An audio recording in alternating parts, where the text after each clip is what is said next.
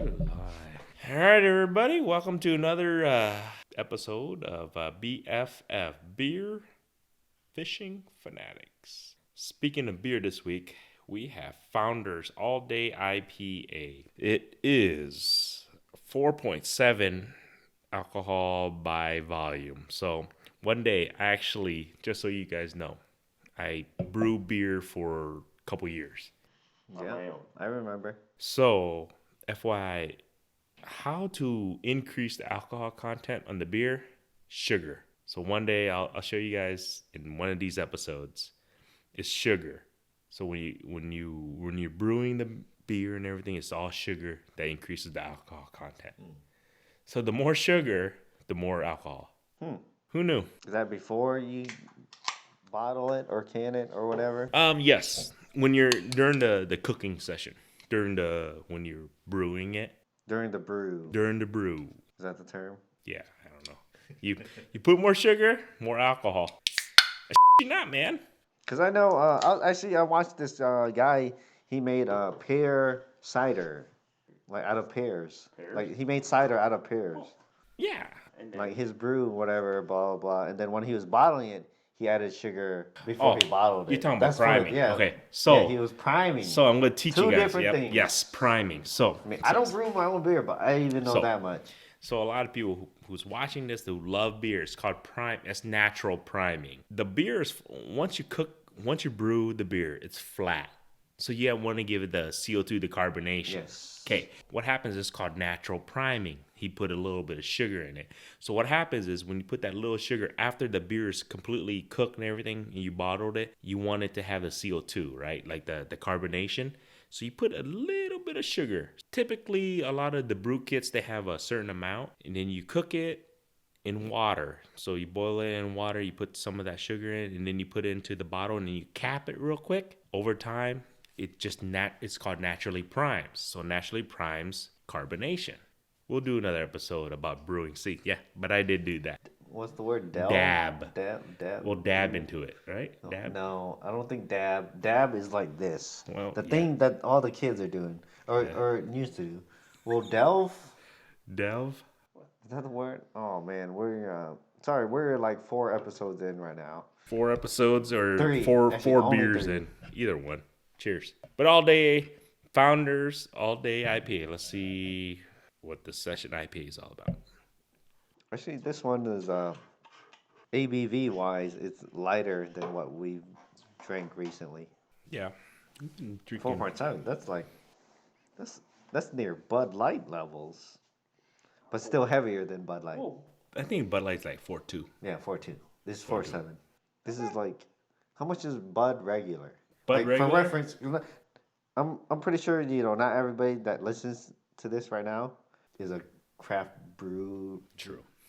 Is a craft brew drinker. I think Bud regular. Don't quote me on this. I want to say it's around it's about here, about 4.7-ish. Yeah. Because I know Bud Light's like... It might be a little heavier because I know like Heineken. Heineken's pretty light, actually. It's like 4 or 5. No. I think it's like 5. Sure? 5. What a bet. I guarantee you it's not 5. So, this episode, we're going to see 5. a true bet. I truly think Heineken is above 4.9. You said 5 earlier. I know. You said 5. Yes. You go... So, 5.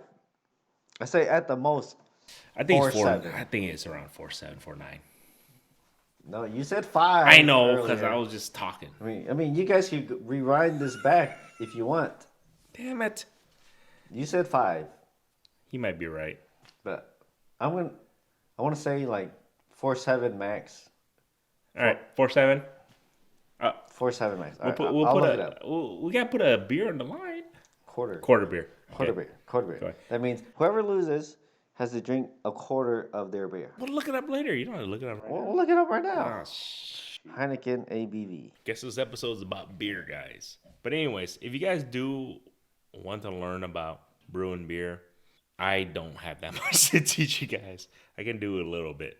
It's actually pretty darn fun. Oh. If you want to learn how to brew beer, all you need is a lot of sugar, like I just said, and grains. If you guys want to do that, it's actually a very interesting hobby to get into, and you'd be very surprised at the amount of calories that you will intake once you start brewing your own beer. Hold on. Let me fix my face. Heineken alcohol by volume is 5%. So I was technically right. You So I were think right. I think he should Your drink. original. Your Yeah. original. See, that's what I Actually, figured. you said you're like, oh, 4.5 to 4.7, blah blah blah, some. I was a little nervous. I'm not gonna lie. I didn't want. But I bet's a bet. Yeah, I That's a bet. lost. So he's got to drink. So while we're on the beer thing, so just in case anybody wants to know, there's an IBU thing.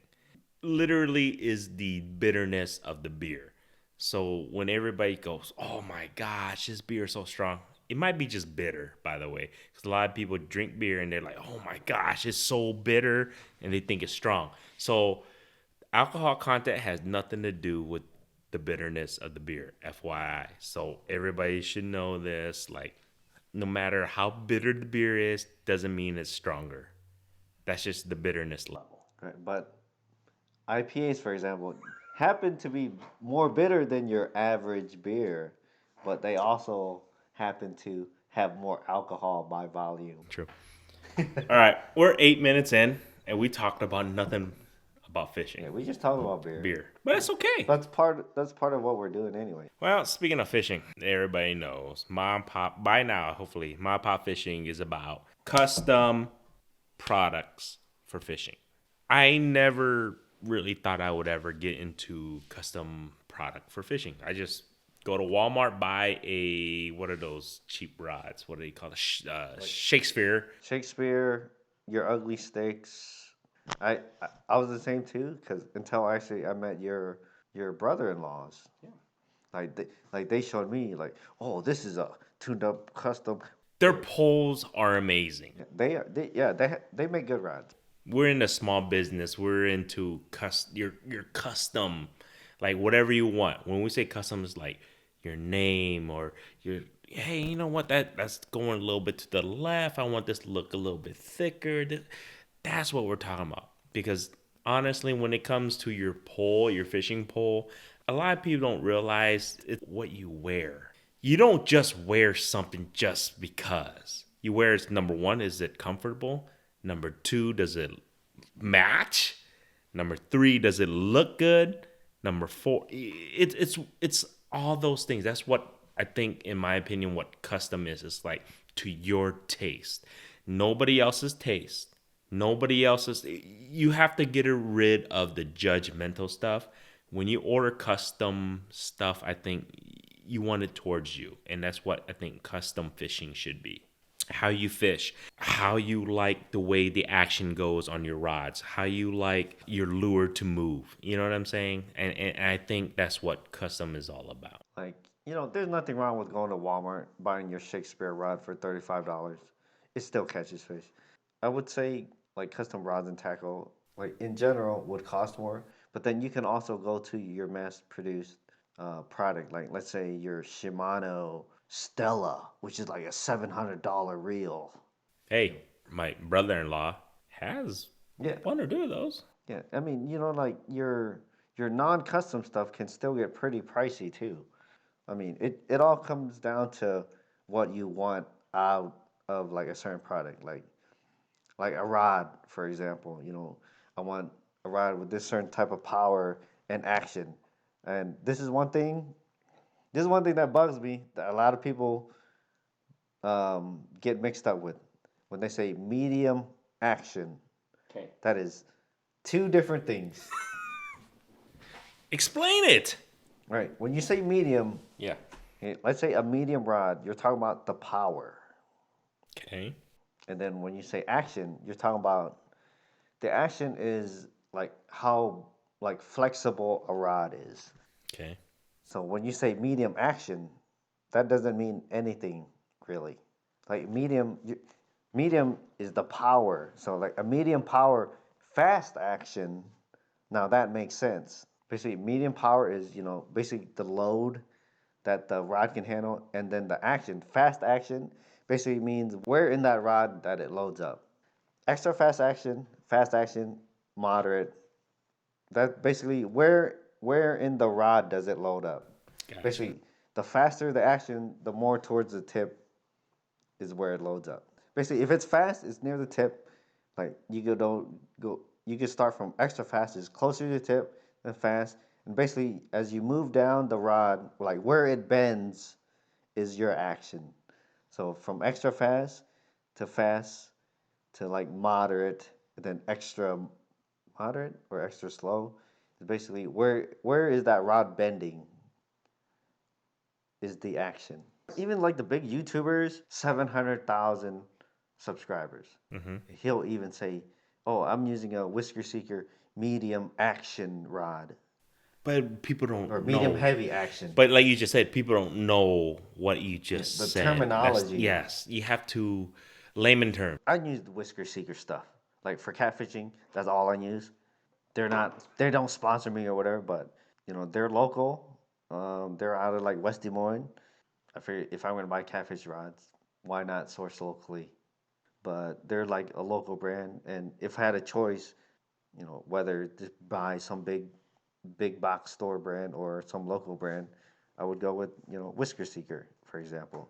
I think Fishing Kit and I are gonna have to do a, an example in real life, power and action.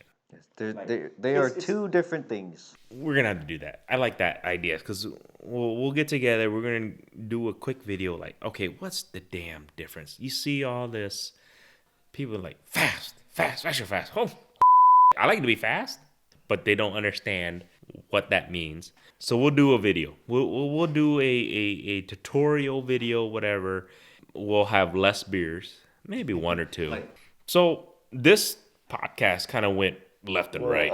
We yeah, started out we with kind of went beer, off a tangent. but this is awesome because we went from beer, custom stuff, and types of poles. It basically ties back to why get a custom rod when you can go to Walmart and buy a Shakespeare combo for $35.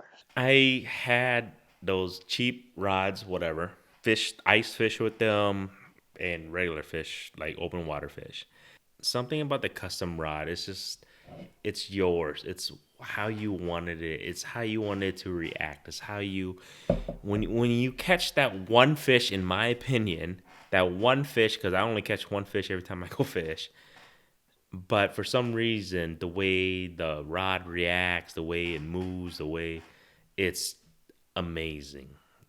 Because I feel like I just fish a lot. That's why I know what I know. I fish a Which, lot, but I don't know much. It's okay though, man. but yeah, it's like, anyone can go out and buy a Walmart rod for $40, True. catch fish.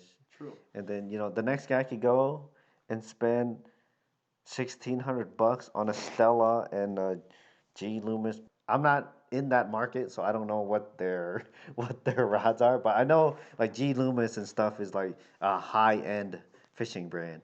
So just so everybody knows, no, this is the thing. I started MaPop fishing because I wanted the small business to thrive.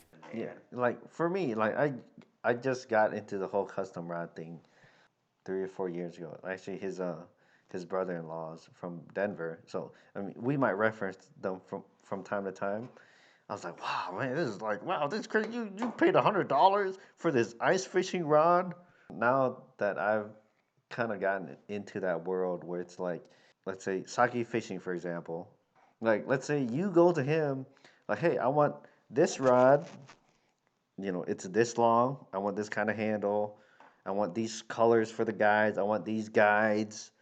The action to be, I want it to load up at this point in the rod. And then, I want it to say my name, fishing kit.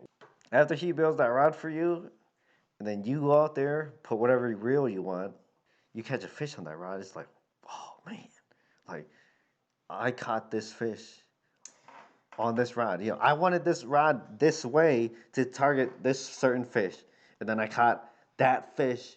Like everything falls into place.